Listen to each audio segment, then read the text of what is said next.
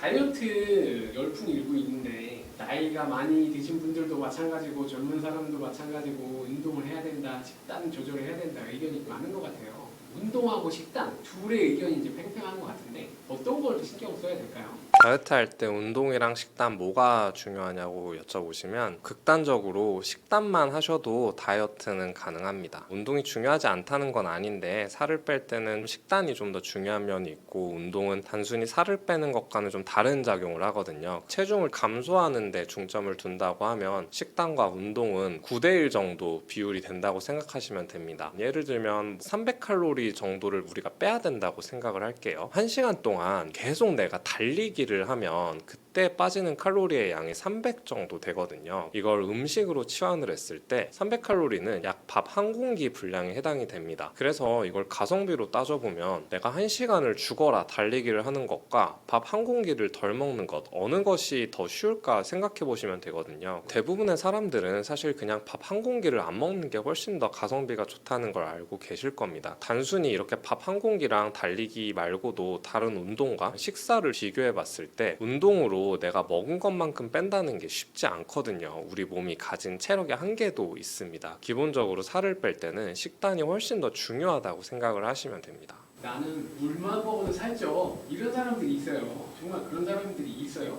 물만 먹어도 살이 찐다고 하시는 분들이 있죠. 이런 분들이 이런 얘기를 하면 친구들이나 주위 사람들한테 핑계대지 말라고 꾸중도 많이 받고 그러시는 것 같습니다. 실제 생리학적으로 물만 먹어도 살이 찌는 체질인 분들이 있습니다. 어떤 경우냐면 우리 몸에는 기초 대사량이라고 하는 게 있어요. 이건 사람마다 다양한데 체성분 검사 같은 걸 해보면 내 몸의 기초 대사량이 계산이 돼서 어느 정도 나오거든요. 쉽게 생각하면 내가 하루 종일 어떤 활동을 하지 않고 가만히 숨만 쉬어도 소모되는 칼로리라고 보면 됩니다. 그런데 이 기초 대사량은 평균적인 수치가 있긴 하지만 사람마다 범위가 크거든요. 기초 대사량이 높은 사람은 특별히 운동이나 식단 제한을 하지 않아도 기본적으로 활동량이 많기 때문에 뭔가를 섭취했을 때 이걸 많이 씁니다. 그러니까 이런 분들은 내가 음식을 좀 많이 먹어도 이걸 곧바로 에너지로 쓰고 저장하는 양이 적은 거죠. 반대로 기초 대사량이 낮은 분들은 가만히 숨만 쉬어도 소모하는 에너지량도 적고 또 외부에서 음식물을 섭취했을 때 에너지로 전환하는 능력이 떨어지게 됩니다. 그 음식을 먹고 이걸 에너지로 전환해서 사용하는 게 아니라 먹는 족족 다 지방으로 저장을 시키는 거거든요. 그래서 실제 몸 자체가 에너지를 좀 많이 쓰시는 분들과 적게 쓰시는 분들이 나뉘어져 있고요. 한의학적으로도 태음인 체질인 분들이 이 체질에 해당이 되시는데 태음인은 흡수하는 능력이 강하고 발산하는 능력이 약하다라고 의사에 표현되어 있습니다. 쉽게 표현해서 잘 먹는데 많이 쓰지 못한다는 뜻이에요. 다이어트 한약을 많이들 드시는데 다이어트 한약에 들어가는 많은 한약재들이 실제로 태음인 약재에 해당되는 경우가 많습니다. 그래서 이런 분들이 굳이 물이 아니더라도 똑같은 음식을 먹었을 때 다른 사람에 비해서 지방으로 전환되는 비율도 높고 또 이 에너지를 쓰는 양도 적다 보니까 똑같은 걸 먹어도 살이 더 찌는 분들이 실제로 계시는 거죠.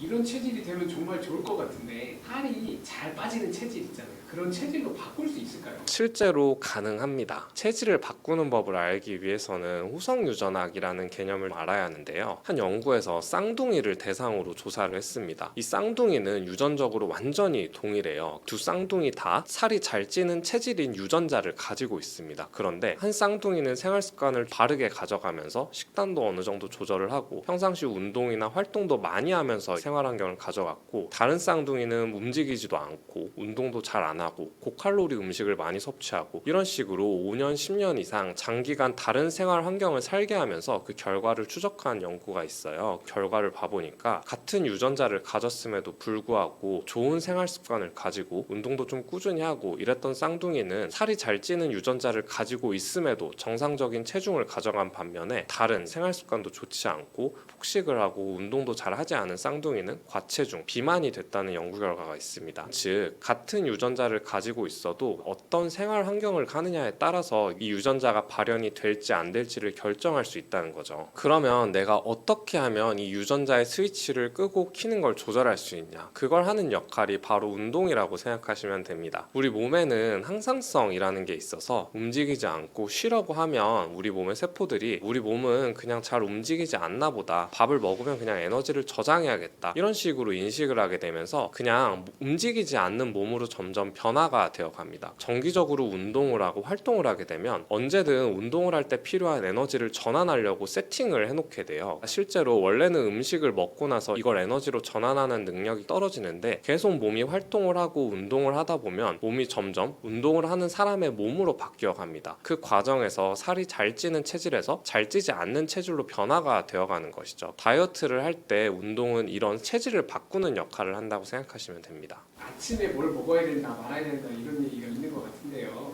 아침에는 어떤 걸 먹는 게 좋은 건가요? 아침 식사를 정할 때는 세 가지 원칙이 있습니다. 첫 번째로는 위장에 부담을 주지 않아야 하고요. 두 번째로는 혈당 스파이크를 유발하면 안 됩니다. 그리고 세 번째로는 아침에도 질이 좋은 단백질과 지방을 충분하게 섭취해야 돼요. 생각보다 이 세 가지 원칙을 지키면서 음식을 드시는 분들이 거의 없을 텐데요. 여러 가지 음식들이 있지만 제가 실제로 먹는 음식들을 추천드리겠습니다. 우선 그릭 요거트인데요. 그릭 요거트에는 단백질 그리고 풍부한 유산균이 있죠. 저는 실제로 무지방 그리고 당이 들어있지 않은 그릭 요거트를 좀 먹고 있고, 그 다음으로는 딸기를 추천드립니다. 아침에 여러 가지 과일을 드시는데 사실 과일도 당이 들어있는 경우가 많아서 이게 잘못 섭취하게 되면 혈당 스파이크를 유발하게 돼요. 그런데 블루베리나 스트로베리 이런 베리류, 그러니까 딸기는 당 성분은 적으면서 항산화 물질 같은 것들이 풍부하거든요. 아침에 한 3개에서 4개 정도 과일을 드신다고 하면 딸기, 혹은 딸기가 좀 맞지 않다고 하면 블루베리 같은 것들을 드시라고 추천을 드리고요. 그 다음으로는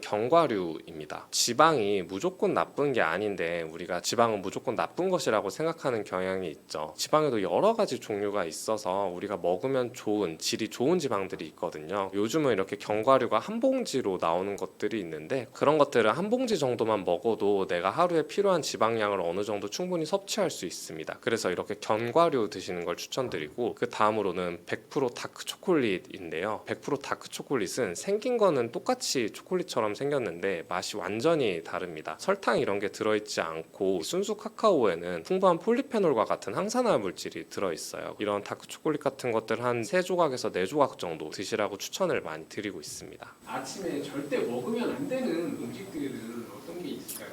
아침에 피해야 되는 음식들이 있는데요. 공복 시에 식사를 해야 되기 때문에 공복 때는 위산도 상대적으로 강하고 우리 위장 기능도 완전하게 활성화되지 않은 상태거든요. 자극적인 음식을 드시거나 혈당을 급격하게 올리는 음식은 반드시 피하시는 게 좋습니다. 정말 많이 드시는데 아침에 먹으면 나쁜 음식들이 있는데요. 대표적으로는 과일 주스가 있습니다. 과일을 좀 하나하나 씹어서 먹는 게 귀찮으니까 믹서기로 갈아서 많이 드시죠. 이런 과일 주스들은 혈당을 빠르게 올리면서 혈당 스파이크를 유발하고요. 그러면서 인슐린도 과다 분비를 하게 됩니다. 실제로 과일 주스로 먹게 되면 고체 상태에서 씹어서 먹는 것보다 과하게 먹게 될 확률이 높아요. 왜냐하면 그냥 마시게 돼서 그렇거든요. 그래서 잠깐 먹을 때는 힘이 나는 것 같다가 혈당 스파이크가 일어나고 오히려 기력이 떨어지고 피곤함을 느끼거나 금세 배고파지게 됩니다. 특히 오렌지 주스나 포도 주스 같은 고당류 주스들은 반드시 피하시는 게 좋고요. 두 번째로는 커피입니다. 아침에 일어나자마자 잠을 깬다고 커피를 드시는 경우가 있는데요. 아침에 일어날 때 우리 몸에서는 스트레스 호르몬인 코티솔이 분비가 됩니다. 이런 코티솔은 몸을 흥분시키는 교감신경 항진 증상을 일으키거든요. 커피도 마찬가지로 교감신경을 항진시켜서 우리 몸을 각성시키고 깨우게 됩니다. 그런데 일어나자마자 커피를 먹게 되면 내가 안 그래도 생리적으로도 코티솔이 나오고 있는데 커피를 마심으로써 이 증상이 더 심하게 되거든요. 만약에 커피를 드신다고 하시면 일어나자마자 바로 드시는 것보다는 약 1시간 정도 지나고 나서 드시는 걸 추천해 드리고요. 마지막으로는 빵이나 시리얼 같은 고탄수화물 식단입니다. 특히 시리얼 같은 것들을 이제 우유에 많이 드시는데 흔히 제품을 살 때 이런 시리얼에 많은 비타민, 미네랄 등이 함유되어 있다고 써 있긴 하지만 그런 좋은 성분들보다 그냥 탄수화물이 높은 경우가 많거든요. 이런 탄수화물을 아침부터 먹게 되면 급격하게 혈당을 올리게 되고 반대로 식이섬유는 부족해서 지방 저장량을 급속하게 올리게 됩니다. 밥 먹고 나서 느껴졌던 포만감도 금세 사라지게 되거든요. 이런 것들을 피하시는 게 좋습니다.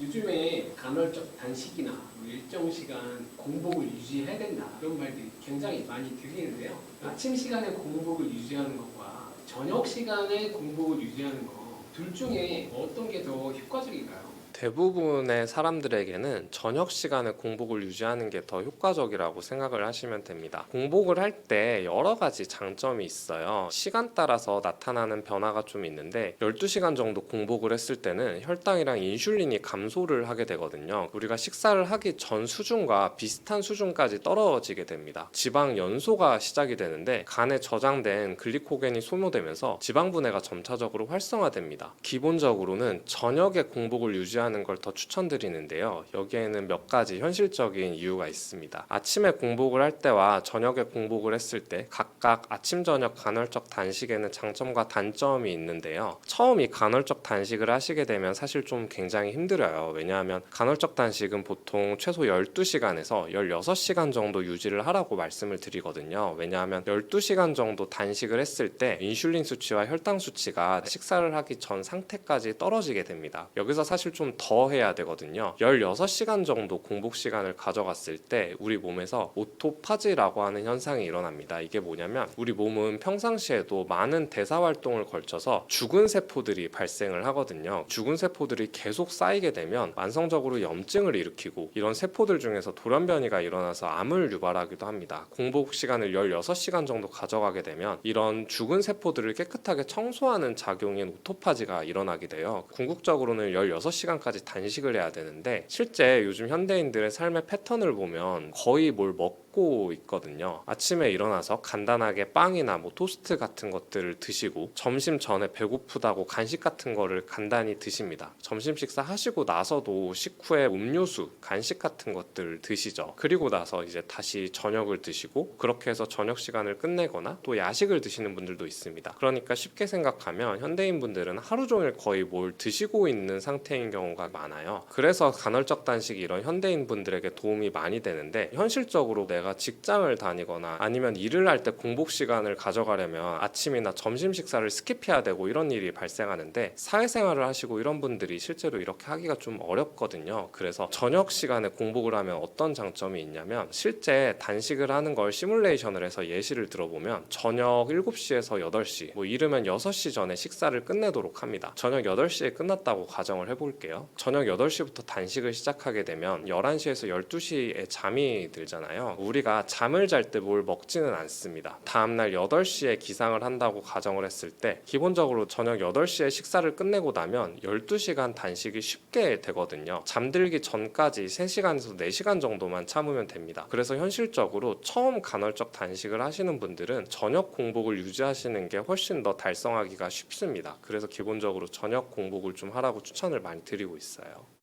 몸이 여기저기 아파가지고 병원에 가면 이제 MRI, CT 같은 거 네네. 검사하잖아요. 그런데 그런 검사를 많이 했는데도 특별히 원인을 못 찾을 때가 있어요. 네. 이럴 때는 도대체 어떻게 해야 되나요? 제가 실제로 그런 환자분들을 진료를 많이 하고 있는데요. 그러니까 예를 들면 보통 사람들이 이렇게 병원에 가면 다 원인을 찾게 됩니다. 시청자분들이 이제 목이 아파서 정형외과 같은 데를 가시면 이제 엑스레이를 찍죠. 우리가 목이 구조적으로 틀어졌는지, 염증이 있는지 이런 것들을 보게 되고 혹은 또 완성적인 소화불량이 있으신 분들은 위내시경을 하기도 하죠. 안에 위염이나 역류성 식도염이나 이런 것들을 발견해서 그 원인을 치료하면 병이 낫게 되는 거거든요. 어떤 분들은 통증이 심하고 소화불량이 심하고 그 외에도 두통이라던가 만성적인 피로감 등을 비롯해서 여러 가지 증상들이 있는데 아무리 온갖 검사를 해봐도 나오지 않는 분들이 있습니다. 이런 분들 같은 경우가 자율신경이 문제일 수 있는데요. 제 환자분 중 40대 여성 환자분이셨습니다. 이분은 두통이랑 어지럼증, 소화불량, 만성적인 피로감으로 내원하셨어요. 처음에는 피로감이 너무 심해서 혹시 내가 어디 큰 병에 걸린가 아닌가 싶어서 온갖 혈액 검사도 많이 하시고 동네 병원뿐만 아니라 대학병원에서 여러 가지 검사를 다 받으셨던 분이셨습니다. 결과적으로 이분은 증상이 너무 심한데 대학병원 교수님께서 몸이 너무 정상이라서 사실 딱히 해줄 수 있는 게 없다. 그래도 증상이 너무 심하다면 정신과로 의뢰를 해주겠다라고 하셔서 항우울제나 항불안제를 처방받고 오신 분이 계셨습니다. 항우울제, 항불안제를 드시고 나셔서도 증상이 호전이 되지 않으셔서 저한테 내원을 하신 케이스였는데요. 이분은 알고 보니 다른 것들이 원인이 아니라 자율신경이 문제가 된 케이스셨습니다.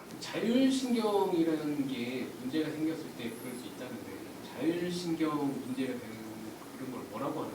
자율신경 실조증이라는 질환이 있는데요. 자율신경 실조증을 알기 위해서는 자율신경이 뭔지 알아야 합니다. 자율신경이란 마치 자율주행 자동차처럼 우리 몸에 자동적으로 조절되는 시스템입니다. 예를 들어서 여러분이 밥을 먹고 나서 소화를 시킬 때 의식적으로 내가 소화를 해야겠다라고 해서 소화를 하지 않죠. 혹은 지금 제 심장도 뛰고 있고 시청자분들의 심장도 계속 운동을 하고 있을 텐데 이런 것 역시 우리가 의식적으로 조절하지 않아도 스스로 알아서 작동을 하고 있습니다. 이 외에도 체온 조절, 호흡 등을 비롯해서 생명을 유지하기 위해서 필수적으로 작용해야 되는 기능들을 자동적으로 조절해주는 걸 자율신경이라고 합니다. 자율신경에는 두 가지가 있어요. 교감신경과 부교감신경입니다. 교감신경은 우리 몸이 긴장할 때, 스트레스를 받을 때 발생되는 신경인데요. 예를 들면 시험을 앞둔 수험생 분들이나 면접을 앞둔 취업 준비생 분들 혹은 이렇게 중요한 일을 앞두고 있을 때 교감신경계가 활성화돼서 몸을 좀 흥분시키고 각성시키게 됩니다. 반대로 부교감신경은 우리 몸을 이완시키는 신경이에요. 밥을 먹고 소화를 할 때, 우리가 휴식을 취할 때, 잠을 잘 때 나오는 신경입니다. 교감신경과 부교감신경은 어느 것이 좋고 나쁘고 이런 개념이 아니고요. 교감신경과 부교감신경이 모두 적절히 밸런스를 이루는 게 가장 좋은 상태이거든요. 그래서 건강하신 분들은 이렇게 자율신경 검사를 해보면 교감신경과 부교감신경이 1대1로 밸런스를 이루고 있습니다. 그런데 자율신경 실조증이 있으신 분들은 어떤 원인에 의해서 교감신경과 부교감신경이 한쪽이 극단적으로 높아지게 되거든요. 이런 상태가 조절되지 못하고 지속적으로 몇 주, 몇 개월, 수년간 이어지는 것을 자율신경 실조증이라고 합니다. 교감신경, 부교감신경이 균형이 깨진 걸 자율신경 실조증이라고 한다고 하셨잖아요. 그럼 평상시 이제 내 몸에 어떤 증상이 나타날 때 균형이 깨진 건가라고 판단할 수 있을까요? 사실 교감신경과 부교감신경은 항상 1대1로 있지는 않고 건강한 사람도 하루에 수십 번 왔다 갔다 합니다. 예를 들면 100m를 전속력으로 달리기를 해보시면 숨도 가쁘게 쉬게 되고 심장도 빨리 뛰고 하시는 걸 느껴본 적이 있으시죠. 얼굴에 열도 오르고 심하면 땀이 나기도 합니다. 그런데 이런 상태가 1, 2분, 길어봤자 5분 내에 진정이 돼서 빨라졌던 심박수가 가라앉게 되거든요. 그런데 교감신경이 항진이 돼서 문제가 된 자율신경 실조증 환자분들은 내가 이렇게 100m 달리기를 한 것도 아닌데 수시로 심장이 뛰고 두근거리고 열감을 느끼시고 이런 상태가 조절되지 않고 하루 종일 이어지는 경우입니다. 그러니까 이유 없이 불안하거나 심장이 두근거리거나 몸에 열이 나거나 두통이나 목 어깨 결림이 있는 그런 증상들이 있을 때 자율신경 실조증이 있다고 의심해 볼 수 있겠죠. 그러면 단순히 심장이 두근거린다고 해서 자율신경 실조증이 있냐? 그런 것은 아닙니다. 세 가지 기준이 있는데요. 첫 번째로는 증상이 최소 3가지에서 5가지 혹은 그 이상으로 복합적으로 나타나는 것이 특징입니다. 이런 증상들은 두통이나 어지럼증 혹은 불안이나 공황 같은 근골격계, 내과 질환, 정신과 질환을 막론하고 여러 가지로 나타날 수 있고요. 이런 증상들이 전신적이고 복합적으로 나타나게 됩니다. 두 번째로는 이런 증상이 한 부위가 아니라 전신적이고 굉장히 복합적으로 나타납니다. 내가 수족냉증이 있는데 머리가 아프다거나 만성적인 피로감이 있으면서도 목 어깨 결림이 있고 소화불량이 있다던가 이런 식으로 증상이 굉장히 복잡하게 나타나는 특징이 있습니다. 그리고 세 번째로는 이런 증상들이 항상 똑같이 나타나는 것이 아니라 내가 잠을 못 잤을 때, 좋지 않은 음식을 먹었을 때, 스트레스를 받았을 때 이렇게 몸이 많이 예민해지거나 외부 자극을 받았을 때 심해진다는 특징이 있습니다. 그러면 일상생활을 할 때 자율신경 실조증을 예방할 수 있는 그런 방법이 있나요? 제가 환자분들한테 흔히 자율신경 실조증은 생활습관병이라고 많이 말씀드리거든요. 어떤 얘기냐면 대부분 자율신경계 질환은 단순히 1, 2주 안에 갑자기 급성으로 생기거나 하지 않습니다. 굉장히 오랜 기간 스트레스 같은 것들이 누적이 되어 발생하거든요. 이런 분들의 생활 패턴을 보면 수면, 음식, 운동 여러 가지를 비롯해서 생활 리듬 자체가 완전히 망가져 있는 경우가 많습니다. 그래서 평상시 우리가 상식적으로 알고 있는 건강 수칙들을 지키는 게 중요한데 어떤 경우가 제일 나쁜 경우냐면 제 환자분들을 예시로 들면 직장인 환자분이셨어요. 예를 들면 이분이 일찍 퇴근하고 늦게까지 야근을 많이 하시는 분이셨는데 그러다 보니까 업무에서 받는 스트레스가 굉장히 많으셨거든요. 퇴근을 한 9시쯤 하시는 분이셨어요. 그래서 퇴근할 때까지 스트레스를 매일같이 받으시고 먹는 걸로 푸는 스타일이셨습니다. 그래서 우리가 스트레스를 받을 때 흔히 폭식을 하는 경우가 있는데 폭식을 할 때 건강한 음식들을 먹지 않죠. 저녁 9시에 퇴근을 해서 또 야식을 드시는데 이때 드시는 음식들이 마라탕이라던가 떡볶이라던가 치킨, 피자 같은 자극적인 음식들을 많이 드시는 케이스셨고, 이러다 보니까 또 수면까지 불량이 온 케이스였어요. 그래서 스트레스를 받고 그게 폭식으로 이어지고 다시 수면 불량으로 이어지고 그 상태에서 다음날 다시 스트레스를 받는 이런 케이스셨거든요. 기본적으로 이렇게 일상생활 리듬 자체가 깨졌을 때 자율신경 실조증이 많이 나타납니다. 평상시에 규칙적으로 식사를 하시는 것, 저녁 10시에서 12시 사이에 잠드는 것, 스트레스를 먹는 거나 술, 담배 같은 걸로 풀지 말고 운동이라던가 사회관계라던가 이런 식으로 잘 풀어내는 것, 평상시 스트레스나 외부 자극을 조절하는 게 굉장히 중요합니다. 자율신경 실조증 환자들이 평소에 먹으면 안 되거나 절제를 해야 될 음식들이 따로 있을까요? 시청자분들이 흔히 드시고 계시면서 건강에 아무 상관이 없을 거야 라고 하는 음식이 있어요. 바로 제로 콜라인데요. 제로 콜라뿐만 아니라 다른 제로 음식들이 포함이 됩니다. 왜냐하면 자율신경 실조증은 쉽게 표현하면 내 몸이 너무 긴장이 되고 예민해지고 각성이 돼서 발생하는 질환이거든요. 그런데 대부분 시중에서 판매하는 제로 음식들에 들어가는 대체당은 아스파탐이라는 합성 화합물을 사용합니다. 이 아스파탐의 특징은 중독성이 굉장히 강하고 중추신경계를 흥분시키는 특징이 있어요. 실제로 설탕보다 200배에서 300배 정도 강한 단맛을 내는 것으로 알려져 있고, 일부 우울증 환자분들이나 불안장애와 같은 정신과 질환이 있으신 분들에게도 이런 제로 음식을 권고하지 않고 있습니다. 자율신경도 마찬가지로 아스파탐을 계속 섭취하게 되면 몸이 각성이 되거든요. 칼로리는 없지만 몸을 지속적으로 흥분시켜서 자율신경계를 서서히 무너뜨리게 됩니다. 그래서 요즘 많이 말씀드리는 게 제로 음식을 끊으라고 얘기를 드리고 있어요. 자율신경이 안정화되는데 도움이 되는 음식도 따로 있나요?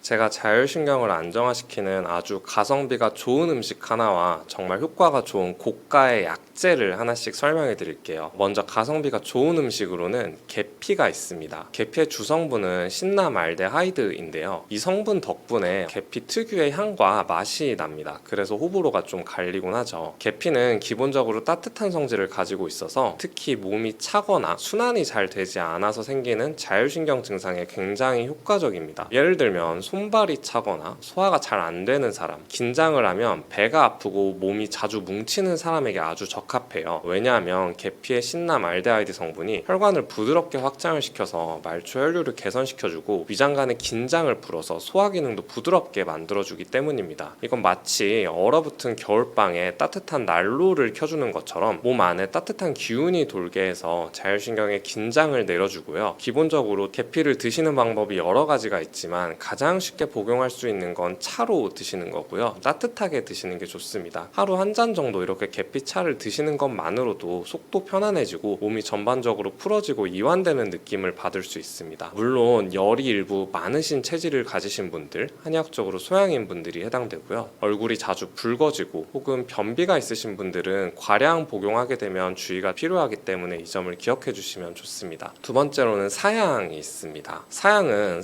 사양노루라는 동물의 생식선에서 채취한 분비물인데요. 이 분비물을 건조해서 가루 형태로 가공해서 약재로 사용됩니다. 이게 엄청 희귀하고 채취도 어려운 재료거든요. 그래서 오래전부터 귀한 약재로 취급되어 왔습니다. 실제로 조선시대 의서인 동의보감에서도 정신을 깨우고 혼수 상태나 기절, 중풍, 열성, 경련 등 위급한 질환에 사용하는 대표적인 약으로 기록되어 있습니다. 사양의 주성분은 무스콘이라고 하는 성분인데요. 무스콘은 뇌와 중추신경계에 직접적으로 자극을 해서 미세 혈류순환을 좋게 만들고 뇌 순환을 개선시키면서 일부에서는 항염 효과와 진통 효과도 보고된 바가 있습니다. 그래서 이 성분은 자율신경의 균형이 무너져서 신체가 전반적으로 가라앉았을 때, 즉 사람이 마치 번아웃이 된 것처럼 기운이 다 빠져서 일상생활이 도저히 힘들 때 아주 효과적인 약재입니다. 한의원에서 쓰이는 대표적인 기력을 보하는 공진단이라는 약을 다들 한 번씩 들어보셨죠? 공진단이 가격이 비싼 이유도 바로 이 사양이 들어가기 때문입니다. 또 시험을 앞두거나 긴장할 때 우황청심원을 복용해 보신 적이 있으실 텐데요. 우황청심원에도 사양이 일부 들어갑니다. 그래서 신경을 안정화시키는 작용이 있기 때문에 마음이 좀 가라앉고 차분하게 되거든요. 그래서 이처럼 사양은 단순히 약재로 쓰이는 게 아니라 실제 양리학적으로도 자율신경의 흐름을 다시 소통시켜주는 강력한 수단이 될 수 있습니다. 다만 사양은 일반인 분들이 구하는 게 사실상 불가능해요. 왜냐하면 우리가 자연에서 얻는 천연 사양은 국제적인 보호종으로 분류된 사양 노루 노루에서 채취되기 때문에 수입과 유통, 사용되는데 엄격한 국제적인 규제가 적용되기 때문입니다. 인터넷에 사양이라고 치면 쇼핑몰 같은 데 일부 나오긴 하거든요. 그런데 이게 정식 수입품이 아닌 경우에는 밀수입이거나 아니면 불법적으로 유통되는 제품일 수도 있어서 위험할 수 있기 때문에 반드시 정식으로 수입된 한의원에서 한약이라던가 공진단과 같은 처방약으로 드셔야 안전합니다.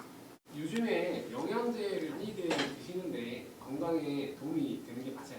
영양제도 환자분들이 저한테 정말 많이 여쭤봐 주시는데요. 그때마다 말씀드리는 게 영양제는 말 그대로 영양을 보충해주는 제제입니다. 약은 아니거든요. 실제로 영양제가 효과가 너무 강하면 영양제로 나올 수 없고 약으로 나와야 해요. 근데 이렇게 영양제로 허가를 내주는 것 자체가 효과가 어느 정도 제한이 있다는 뜻이거든요. 예를 들면 식사로 충족되지 못하는 부분을 영양제가 어느 정도 채워줄 수 있지만 영양제가 절대 만병통치약은 아닙니다. 비유를 해보면 건물이 있다고 하면 건물에는 여러 가지 기둥들이 있잖아요. 기둥들을 보면 제일 핵심 기둥, 이게 무너지면 건물 전체가 무너지는 기둥이 있어요. 기본적으로 식사가 바로 이 가장 중요한 핵심 기둥에 해당됩니다. 핵심 기둥을 보조하는 주위에 있는 여러 보조 기둥들이 바로 영양제라고 생각하시면 되세요. 그래서 핵심 기둥이 약한 집에서 계속 보조 기둥만 여러 가지를 세운다고 집이 튼튼해지지 않잖아요. 이런 것처럼 기본적인 식생활이 무너지면 어떠한 영양제도 효과를 발휘하기가 어렵습니다. 하지만 현대인분들은 이렇게 규칙적인 식사를 하기가 어려우신 경우가 많죠. 식사량이 적거나 한 가지 식품에 좀 편중돼서 드시는 분들, 질환이 있거나 약물을 복용하면서 체내 소모량이 증가하신 경우, 이 외에도 만성적인 피로, 수면 불량, 피부 질환을 비롯해서 기능학적으로 보완이 필요한 경우에는 충분히 영양제가 약만큼 도움이 될 수 있습니다. 영양제는 내가 부족한 영양 부분을 채워주는 역할이지 병을 직접 고치는 약이 아니라는 점을 이해하는 것이 중요합니다. 영양제 종류도 굉장히 많이 있는데요.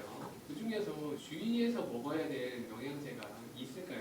기본적으로 모든 영양제가 무조건 많이 먹어서 안전하지는 않습니다. 특히 요즘은 고용량 복용이 유행인데 고용량으로 특정 영양제를 장기간 복용했을 때 오히려 부작용이 나타나거나 아니면 간이나 신장에 부담이 생길 수 있는 영양제들이 존재해요. 대표적으로 예시를 들면 많이들 챙겨 드시는 영양제로 비타민C가 있습니다. 이걸 안 드시는 분이 사실 찾기가 힘들죠. 비타민C는 대표적인 수용성 항산화 물질로 면역력 향상, 피로 회복, 피부 미용 등을 이유로 많은 사람들이 복용을 하고 있습니다. 그런데 이런 분들은 좀 주의가 필요해요. 예를 들면 고용량으로 복용했을 때는 소화기를 자극해서 위상 과다를 일으키거나 속쓰림, 위염을 유발할 수 있습니다. 결석이 있으신 분들도 비타민C가 체내에서 대사되면서 옥살산이라는 물질로 변환이 되는데 이런 옥살산은 칼슘과 결합을 해서 결석을 유발할 수 있거든요. 그래서 결석이 있으신 분들도 이런 비타민C를 함부로 섭취하시면 안 되고요. 그 다음 비타민C를 많이 드시는 이유가 이게 어느 정도는 흡수가 되고 나머지는 수용성이니까 몸에서 다 빠져나간다고 해서 이제 많이 복용을 하시는 건데 이때 몸에서 빠져나갈 때 신장을 통해서 배설이 됩니다. 신장 기능이 떨어지신 분들도 이런 비타민C를 고용량으로 복용하시는 건 주의가 필요합니다. 특히 여성분들께서 어지럼증이 나타나면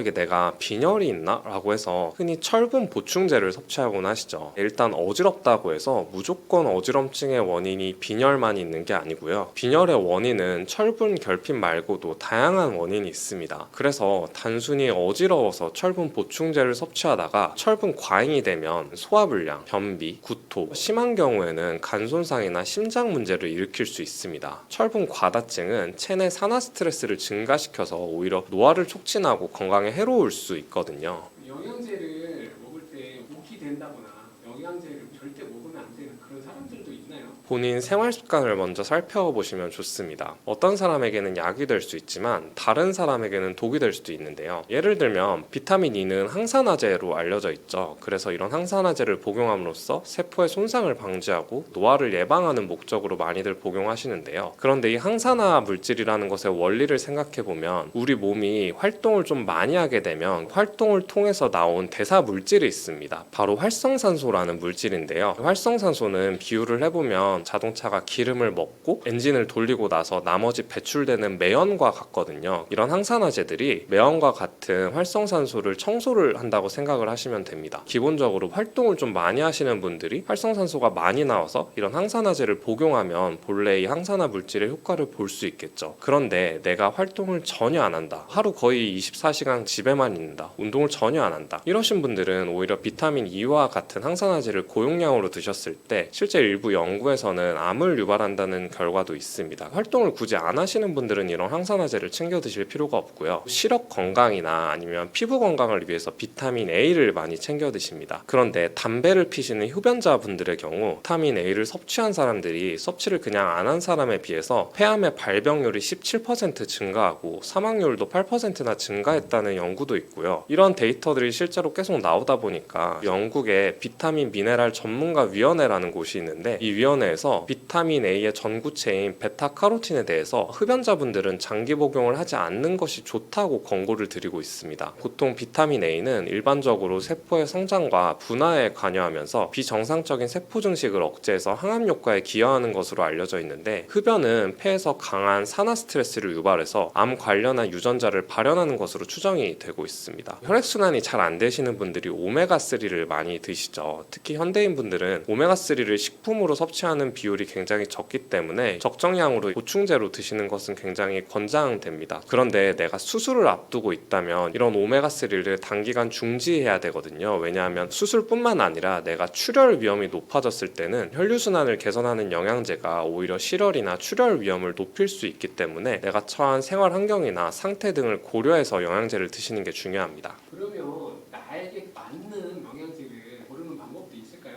가장 좋은 방법은 본인의 식습관, 체질, 증상, 혈액 검사 등 건강 상태를 바탕으로 맞춰서 설계를 하는 것입니다. 가장 나쁜 게 나 그냥 피곤하니까 비타민 먹어야겠다. 면역력에 좋다고 하니까 유산균을 먹어야겠다. 이런 식으로 무작정 섭취를 하기 쉽거든요. 이렇게 접근을 하시는 게 좋습니다. 첫 번째로 최근 3개월 내에 내가 가장 불편한 증상이 어떤 건지 한번 살펴보세요. 예를 들면 내가 피곤하다, 잠이 잘 오지 않는다, 소화가 잘 안 된다, 집중력이 떨어진다 이런 증상들을 체크하고 원인이 뭔지 어떤 영양소의 부족 때문인지 체크를 해보시고 드시는 게 좋고요. 최근에 건강검진을 하셨다면 어떤 성분들이 부족한지 결과에 다 나오거든요. 대표적으로 비타민 D, 간 수치가 높다거나 혈당 문제가 있다던가 이렇게 문제가 있을 때 부족한 부분을 채워서 드시면 좋고요. 평상시에 먹는 식단 패턴도 중요합니다. 고기를 많이 먹고 채소를 잘 먹지 않는다고 하면 유산균 같은 것들을 챙겨 드시는 게 좋고요. 혹은 나는 고기는 잘 못 먹고 채식 위주나 샐러드만 먹어 이러신 분들은 단백질 보충제를 드시는 것도 도움이 됩니다. 내가 먹지 못하는 음식, 자주 거르는 식사 같은 것들도 한번 체크를 해보시고요. 나머지로는 기본적으로 자기가 가지고 있는 체질, 찬 음식에 약한지, 뜨거운 음식을 먹지 못하는지, 쉽게 체하는지 이런 것들을 확인하시는 게 좋습니다. 비유를 하면 몸이라는 토양에 어떤 비료가 필요한지는 토양 분석을 해야 이제 알 수 있거든요. 이것과 같다고 생각하시면 됩니다. 무조건 피곤하다고 해서 홍삼을 먹으면 열이 많은 체질이신 분들은 오히려 안면 홍조나 여드름이 날 수 있고요. 또 면역력이 떨어져서 감기에 잘 걸린다고 유산균을 무작정 섭취하면 오히려 복부 팽만감을 유발하거나 설사를 유발할 수 있습니다. 그렇다면 원장님 같은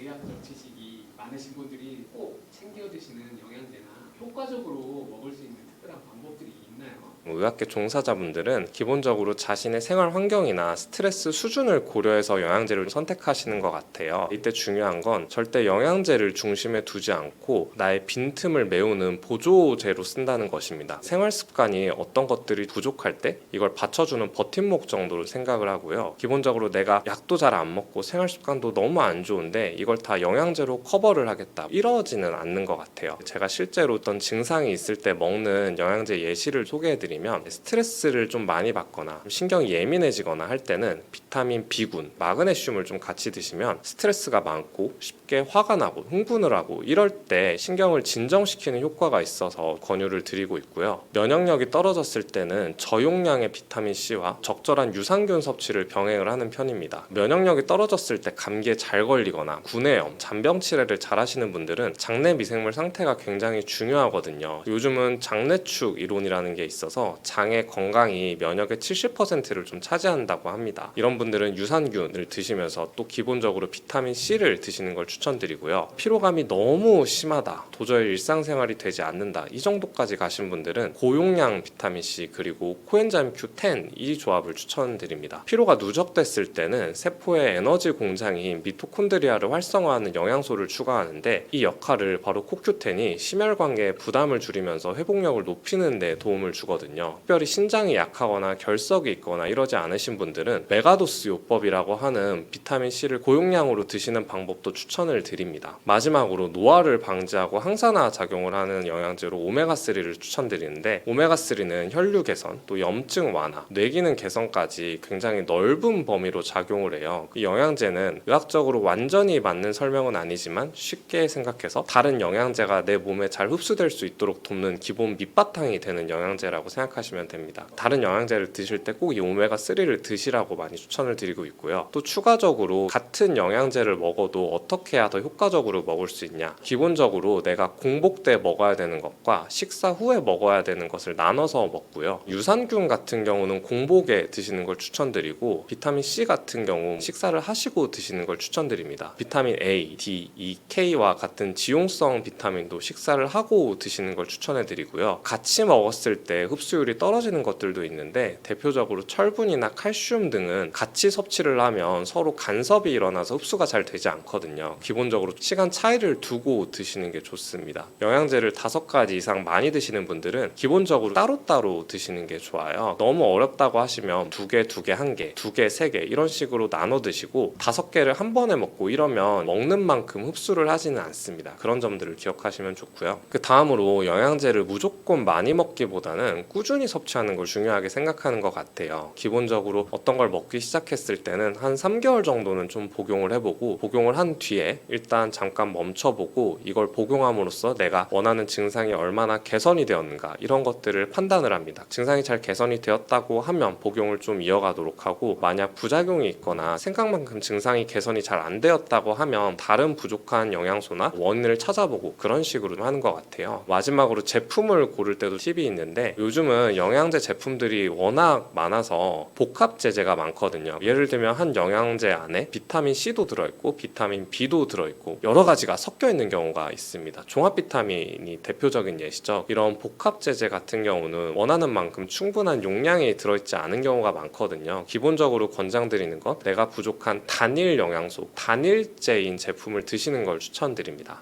요즘에 다이어트 열풍이 일고 있는데, 나이가 많이 드신 분들도 마찬가지고 젊은 사람도 마찬가지고 운동을 해야 된다, 식단 조절을 해야 된다 의견이 많은 것 같아요. 운동하고 식단 둘의 의견이 이제 팽팽한 것 같은데, 어떤 걸 신경 써야 될까요? 다이어트 할 때 운동이랑 식단 뭐가 중요하냐고 여쭤보시면, 극단적으로 식단만 하셔도 다이어트는 가능합니다. 운동이 중요하지 않다는 건 아닌데, 살을 뺄 때는 식단이 좀 더 중요한 면이 있고, 운동은 단순히 살을 빼는 것과는 좀 다른 작용을 하거든요. 체중을 감소하는 데 중점을 둔다고 하면 식단과 운동은 9대1 정도 비율이 된다고 생각하시면 됩니다. 예를 들면 300칼로리 정도를 우리가 빼야 된다고 생각을 할게요. 1시간 동안 계속 내가 달리기를 하면 그때 빠지는 칼로리의 양이 300 정도 되거든요. 이걸 음식으로 치환을 했을 때 300칼로리는 약 밥 한 공기 분량에 해당이 됩니다. 그래서 이걸 가성비로 따져보면 내가 1시간을 죽어라 달리기를 하는 것과 밥 한 공기를 덜 먹는 것, 어느 것이 더 쉬울까 생각해 보시면 되거든요. 대부분의 사람들은 사실 그냥 밥 한 공기를 안 먹는 게 훨씬 더 가성비가 좋다는 걸 알고 계실 겁니다. 단순히 이렇게 밥 한 공기랑 달리기 말고도 다른 운동과 식사를 비교해 봤을 때 운동으로 내가 먹은 것만큼 뺀다는 게 쉽지 않거든요. 우리 몸이 가진 체력의 한계도 있습니다. 기본적으로 살을 뺄 때는 식단이 훨씬 더 중요하다고 생각을 하시면 됩니다. 나는 물만 먹어도 살쪄, 이런 사람들이 있어요. 정말 그런 사람들이 있어요.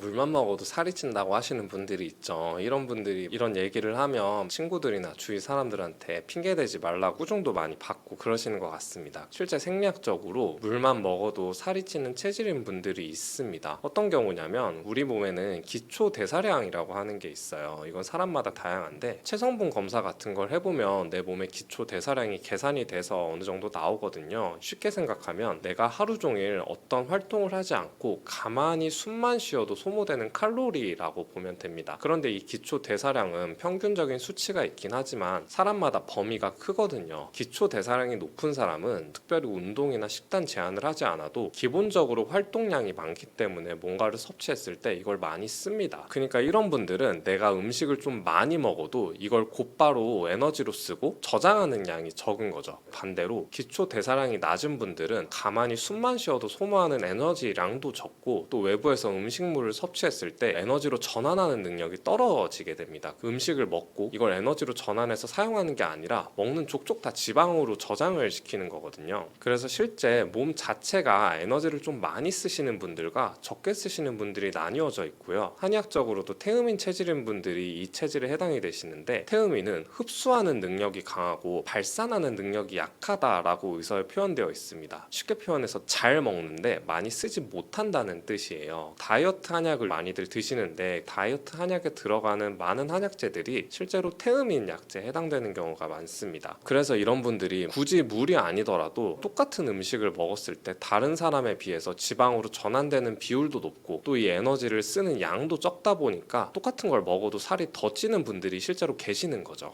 이런 체질이 되면 정말 좋을 것 같은데, 살이 잘 빠지는 체질 있잖아요. 그런 체질로 바꿀 수 있을까요? 실제로 가능합니다. 체질을 바꾸는 법을 알기 위해서는 후성유전학이라는 개념을 알아야 하는데요. 한 연구에서 쌍둥이를 대상으로 조사를 했습니다. 이 쌍둥이는 유전적으로 완전히 동일해요. 두 쌍둥이 다 살이 잘 찌는 체질인 유전자를 가지고 있습니다. 그런데 한 쌍둥이는 생활 습관을 바르게 가져가면서 식단도 어느 정도 조절을 하고 평상시 운동이나 활동도 많이 하면서 생활 환경을 가져갔고, 다른 쌍둥이는 움직이지도 않고 운동도 잘 안 하고 고칼로리 음식을 많이 섭취하고 이런 식으로 5년, 10년 이상 장기간 다른 생활 환경을 살게 하면서 그 결과를 추적한 연구가 있어요. 결과를 봐보니까 같은 유전자를 가졌음에도 불구하고 좋은 생활 습관을 가지고 운동도 좀 꾸준히 하고 이랬던 쌍둥이는 살이 잘 찌는 유전자를 가지고 있음에도 정상적인 체중을 가져간 반면에 다른 생활 습관도 좋지 않고 폭식을 하고 운동도 잘 하지 않은 쌍둥이는 과체중, 비만이 됐다는 연구 결과가 있습니다. 즉 같은 유전자를 가지고 있어도 어떤 생활 환경을 가느냐에 따라서 이 유전자가 발현이 될지 안 될지를 결정할 수 있다는 거죠. 그러면 내가 어떻게 하면 이 유전자의 스위치를 끄고 켜는 걸 조절할 수 있냐? 그걸 하는 역할이 바로 운동이라고 생각하시면 됩니다. 우리 몸에는 항상성이라는 게 있어서 움직이지 않고 쉬려고 하면 우리 몸의 세포들이 우리 몸은 그냥 잘 움직이지 않나 보다, 밥을 먹으면 그냥 에너지를 저장해야겠다, 이런 식으로 인식을 하게 되면서 그냥 움직이지 않는 몸으로 점점 변화가 되어 갑니다. 정기적으로 운동을 하고 활동을 하게 되면 언제든 운동을 할 때 필요한 에너지를 전환하려고 세팅을 해놓게 돼요. 실제로 원래는 음식을 먹고 나서 이걸 에너지로 전환하는 능력이 떨어지는데 계속 몸이 활동을 하고 운동을 하다 보면 몸이 점점 운동을 하는 사람의 몸으로 바뀌어 갑니다. 그 과정에서 살이 잘 찌는 체질에서 잘 찌지 않는 체질로 변화가 되어가는 것이죠. 다이어트를 할 때 운동은 이런 체질을 바꾸는 역할을 한다고 생각하시면 됩니다. 아침에 뭘 먹어야 된다, 말아야 된다 이런 얘기가 있는 것 같은데요. 아침에는 어떤 걸 먹는 게 좋은 건가요? 아침 식사를 정할 때는 세 가지 원칙이 있습니다. 첫 번째로는 위장에 부담을 주지 않아야 하고요. 두 번째로는 혈당 스파이크를 유발하면 안 됩니다. 그리고 세 번째로는 아침에도 질이 좋은 단백질과 지방을 충분하게 섭취해야 돼요. 생각보다 이 세 가지 원칙을 지키면서 음식을 드시는 분들이 거의 없을 텐데요. 여러 가지 음식들이 있지만 제가 실제로 먹는 음식들을 추천드리겠습니다. 우선 그릭 요거트인데요. 그릭 요거트에는 단백질 그리고 풍부한 유산균이 있죠. 저는 실제로 무지방 그리고 당이 들어있지 않은 그릭 요거트를 좀 먹고 있고, 그 다음으로는 딸기를 추천드립니다. 아침에 여러 가지 과일을 드시는데 사실 과일도 당이 들어있는 경우가 많아서 이게 잘못 섭취하게 되면 혈당 스파이크를 유발하게 돼요. 그런데 블루베리나 스트로베리 이런 베리류, 그러니까 딸기는 당 성분은 적으면서 항산화 물질 같은 것들이 풍부하거든요. 아침에 한 3개에서 4개 정도 과일을 드신다고 하면 딸기, 혹은 딸기가 좀 맞지 않다고 하면 블루베리 같은 것들을 드시라고 추천을 드리고요. 그 다음으로는 견과류입니다. 지방이 무조건 나쁜 게 아닌데 우리가 지방은 무조건 나쁜 것이라고 생각하는 공격하는 경향이 있죠. 지방에도 여러 가지 종류가 있어서 우리가 먹으면 좋은 질이 좋은 지방들이 있거든요. 요즘은 이렇게 견과류가 한 봉지로 나오는 것들이 있는데 그런 것들은 한 봉지 정도만 먹어도 내가 하루에 필요한 지방량을 어느 정도 충분히 섭취할 수 있습니다. 그래서 이렇게 견과류 드시는 걸 추천드리고, 그 다음으로는 100% 다크 초콜릿인데요. 100% 다크 초콜릿은 생긴 거는 똑같이 초콜릿처럼 생겼는데 맛이 완전히 다릅니다. 설탕 이런 게 들어있지 않고 순수 카카오에는 풍부한 폴리페놀과 같은 항산화 물질이 들어있어요. 이런 다크 초콜릿 같은 것들 한 3조각에서 4조각 정도 드시라고 추천을 많이 드리고 있습니다. 아침에 절대 먹으면 안 되는 음식들은 어떤 게 있을까요?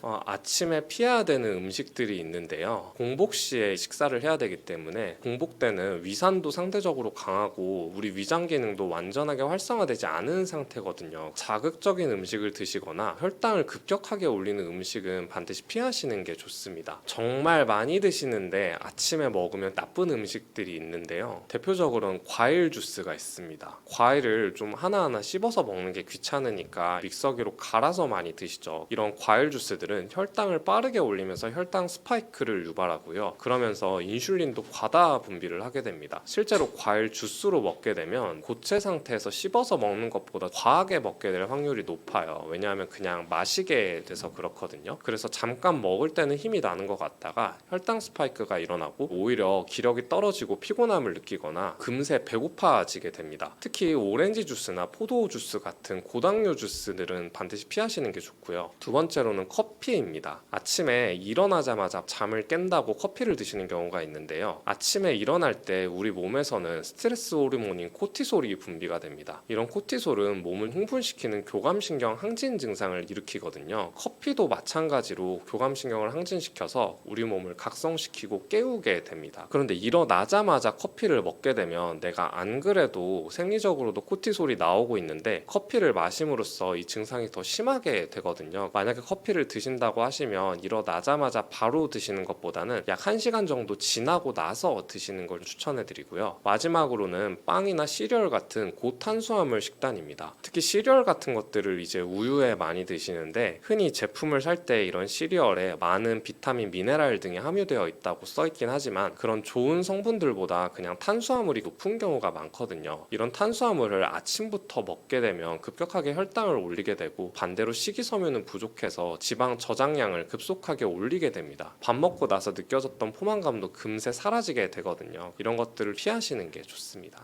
요즘에 간헐적 단식이나 일정 시간 공복을 유지해야 된다 이런 말들이 굉장히 많이 들리는데요. 아침 시간에 공복을 유지하는 것과 저녁 시간에 공복을 유지하는 것 둘 중에 어떤 게 더 효과적일까요? 대부분의 사람들에게는 저녁 시간에 공복을 유지하는 게 더 효과적이라고 생각을 하시면 됩니다. 공복을 할 때 여러 가지 장점이 있어요. 시간 따라서 나타나는 변화가 좀 있는데 12시간 정도 공복을 했을 때는 혈당이랑 인슐린이 감소를 하게 되거든요. 우리가 식사를 하기 전 수준과 비슷한 수준까지 떨어지게 됩니다. 지방 연소가 시작이 되는데 간에 저장된 글리코겐이 소모되면서 지방 분해가 점차적으로 활성화됩니다. 기본적으로는 저녁에 공복을 유지하는 걸 더 추천드리는데요. 여기에는 몇 가지 현실적인 이유가 있습니다. 아침에 공복을 할 때와 저녁에 공복을 했을 때 각각 아침 저녁 간헐적 단식에는 장점과 단점이 있는데요. 처음 이 간헐적 단식을 하시게 되면 사실 좀 굉장히 힘들어요. 왜냐하면 간헐적 단식은 보통 최소 12시간에서 16시간 정도 유지를 하라고 말씀을 드리거든요. 왜냐하면 12시간 정도 단식을 했을 때 인슐린 수치와 혈당 수치가 식사를 하기 전 상태까지 떨어지게 됩니다. 여기서 사실 좀 더 해야 되거든요. 16시간 정도 공복 시간을 가져갔을 때 우리 몸에서 오토파지라고 하는 현상이 일어납니다. 이게 뭐냐면 우리 몸은 평상시에도 많은 대사 활동을 걸쳐서 죽은 세포들이 발생을 하거든요. 죽은 세포들이 계속 쌓이게 되면 만성적으로 염증을 일으키고 이런 세포들 중에서 돌연변이가 일어나서 암을 유발하기도 합니다. 공복 시간을 16시간 정도 가져가게 되면 이런 죽은 세포들을 깨끗하게 청소하는 작용인 오토파지가 일어나게 돼요. 궁극적으로는 16시간까지 단식을 해야 되는데 실제 요즘 현대인들의 삶의 패턴을 보면 거의 뭘 먹고 찾고 있거든요. 아침에 일어나서 간단하게 빵이나 뭐 토스트 같은 것들을 드시고 점심 전에 배고프다고 간식 같은 거를 간단히 드십니다. 점심 식사 하시고 나서도 식후에 음료수, 간식 같은 것들을 드시죠. 그리고 나서 이제 다시 저녁을 드시고 그렇게 해서 저녁 시간을 끝내거나 또 야식을 드시는 분들도 있습니다. 그러니까 쉽게 생각하면 현대인 분들은 하루 종일 거의 뭘 드시고 있는 상태인 경우가 많아요. 그래서 간헐적 단식이 이런 현대인 분들에게 도움이 많이 되는데, 현실적으로 내가 직장을 다니거나 아니면 일을 할 때 공복 시간을 가져가려면 아침이나 점심 식사를 스킵해야 되고 이런 일이 발생하는데, 사회생활을 하시고 이런 분들이 실제로 이렇게 하기가 좀 어렵거든요. 그래서 저녁 시간에 공복을 하면 어떤 장점이 있냐면, 실제 단식을 하는 걸 시뮬레이션을 해서 예시를 들어보면 저녁 7시에서 8시, 뭐 이르면 6시 전에 식사를 끝내도록 합니다. 저녁 8시에 끝났다고 가정을 해볼게요. 저녁 8시부터 단식을 시작하게 되면 11시에서 12시에 잠이 들잖아요. 우리가 잠을 잘 때 뭘 먹지는 않습니다. 다음날 8시에 기상을 한다고 가정을 했을 때 기본적으로 저녁 8시에 식사를 끝내고 나면 12시간 단식이 쉽게 되거든요. 잠들기 전까지 3시간에서 4시간 정도만 참으면 됩니다. 그래서 현실적으로 처음 간헐적 단식을 하시는 분들은 저녁 공복을 유지하시는 게 훨씬 더 달성하기가 쉽습니다. 그래서 기본적으로 저녁 공복을 좀 하라고 추천을 많이 드리고 있어요.